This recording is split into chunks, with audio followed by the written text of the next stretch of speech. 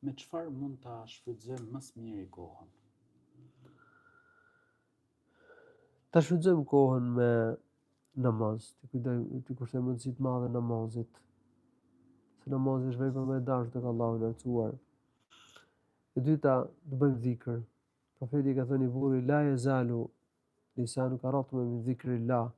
Mbaje gojën të njohur duke bërë dhikr Allahut, bëjmë dhikr mëngjes dhe mbrëmje. Ti për atyre që i bëjnë shumë dhikr Allahut të lartësuar, sa ata të kenë shpërblim madhështor, siç e ka përmendur Allahu i lartësuar në Kur'an, wa zakirin Allahu wa zakirat, a'adda Allahu lahum maghfiratan wa ajran 'azima. Të vazhdojmë me veprat e mira. Domethënë të kryejmë veprat e mira vazhdimisht, se vepra më e dashur për Allahun është vepra e vazhdueshme. Dhe profeti pëlqente veprën e vazhdueshme, dhe profeti veprat e mira kryente vazhdimisht. Për ditë kemi një program për shembull të këndimit të Kuranit.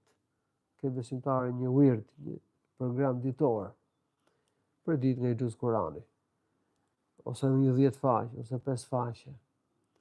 Për ditë kemi programin e dhikrit mëngjesit dhe mbrëmjes, apo dhe lloje të tjera dhikri. Program të studimit ditor, të nxëm dije feje, marrim dijen e Kuranit dhe Sunetit.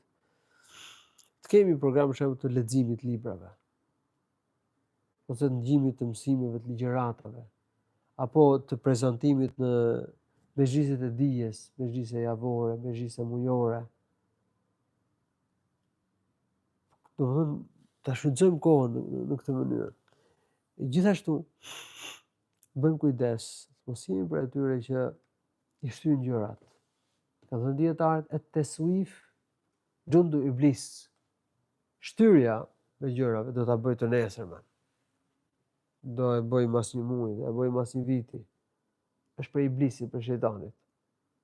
Një punë që ke mundësi ta kryesh sot, mos e shtyj për nesër. Do të kemi vullnet hekurt. Që veprat e sotshme mos i shtyjmë për nesër. Përderisa ti ke kohë të lirë, atëherë pse nuk e shfrytëzon? Duke mësuar Kur'an, duke marrë dije feje, duke bërë vepra të dobishme, duke ushtruar zanatin, profesionin, që është në shërbim të jetës, familjes e kështu me radhë. Pse me e shtyr toben? Duhet me heq dorë nga gjunahet, menjëherë, mos me e shty. Pse me e shty kryerjen e detyrës fetare, siç është namazi për shembull? Pse duhet me e shty çështjen e respektit për prindin? Duhet me tregu respekt për prindin. Pra nuk duhet i shtyjmë çështjet, përderisa ne kemi mundësi që t'i bëjmë në moment.